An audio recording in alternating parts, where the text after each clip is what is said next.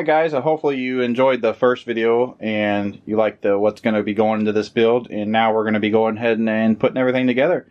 So first things first is we're going to be putting the motherboard in. I got a fresh battery here, so let's go ahead and pop that in. That way we don't have to worry about any BIOS settings or anything getting erased. Now we're going to go ahead and look at how this needs to go. So I need to have 1, 2, 3, 4, 5, 6 standoffs, and then possibly one there in the middle. I don't know if we'll use all of them or not.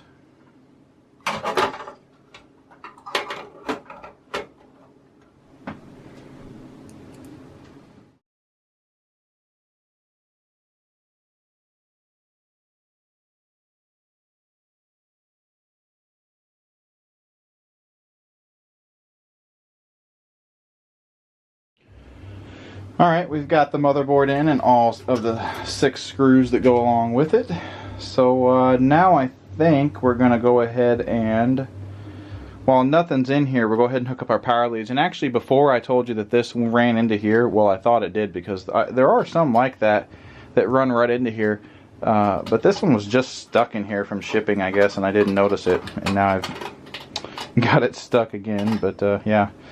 So it actually does have the power switch running right to the board, which is fine too. So we're going to go ahead and hook up all these leads, and then we're going to move on to putting in the cards and sticking everything in there. And I actually printed out what I need to know of where these things go as well, so kind of helps out here.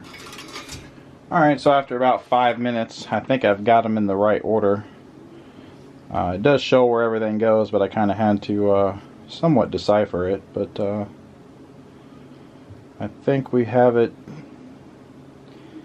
in the right spot. So anyway, now we're going to move on to putting some cards in and putting some stuff in up here. Alright, so I think first we're going to go ahead and install the graphics card, which should just slide right into here.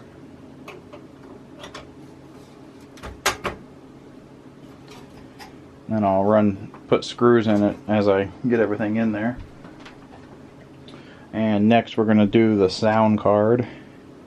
And you know, I also have an ISA sound card, which, you know, could be better for DOS games along, because this will work, but it may be better. I'm going to dust this off before I put it in. This is the only thing I hadn't cleaned, because this is the last thing to come in, so I'm going to dust it off real quick. It's got a little bit of dust on it.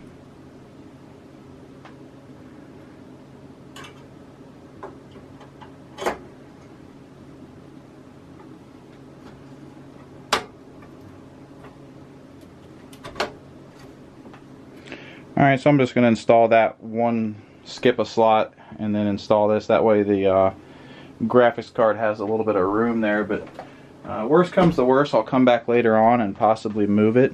Because right now I only have the flash card reader and the Promise controller to put in if I put them in later, and then I'll have plenty of room.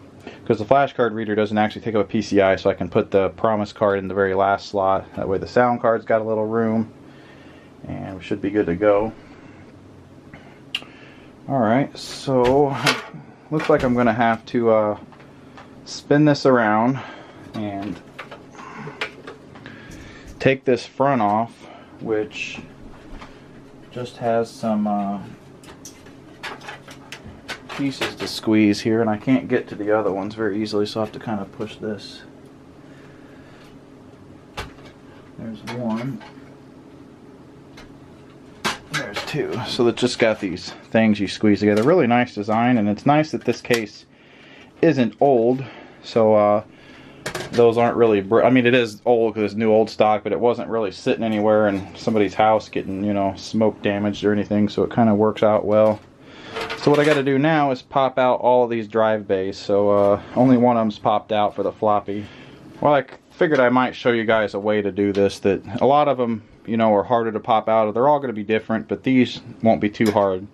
So all of these have these holes in them, and that's where you can push a driver in there and just spin them, and they should break themselves free.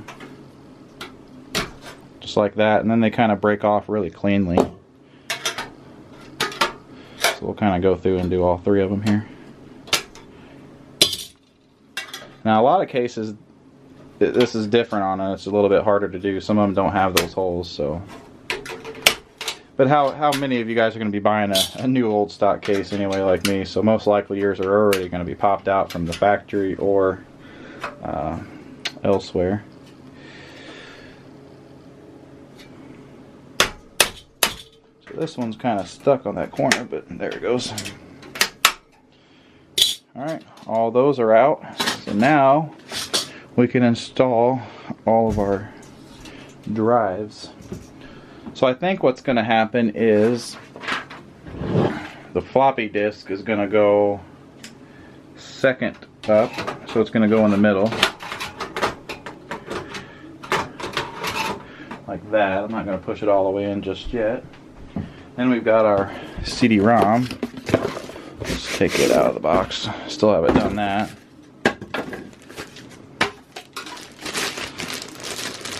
I wanted to get the creative one that actually had this logo colored so it really looked cool, but I don't care. Either way it's fine to me, as long as it's somewhat matching. Alright, so we're kind of stuck with the 5 1/4 right now. It's not wanting to go all the way back. There it goes. Alright, now that's in there. See, the 5 1/4 is not going to quite match, which is somewhat of a downside because it's kind of a little bit yellowed, where everything else is going to be nice and white. Alright, and then next we'll put in our IR drive.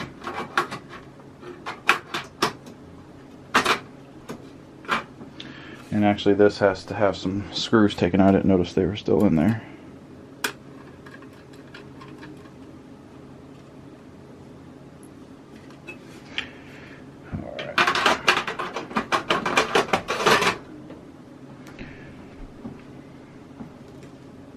Alright, so all 3 of our 5 1/4 bays are in. Now we're going to go ahead and get to the floppies. So we got our Gotek floppy and our 3 1/2 floppy. Doesn't really matter which order I put them in, I guess, so I'll just kind of stick them in here.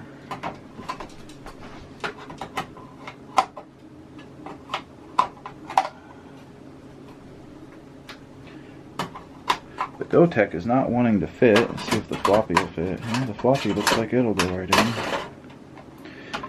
And there's the Gotek. Alright, so both of them are in now. I'm going to go ahead and put all the screws in for this stuff, and then I will put the front back on and I'll let you see what it looks like.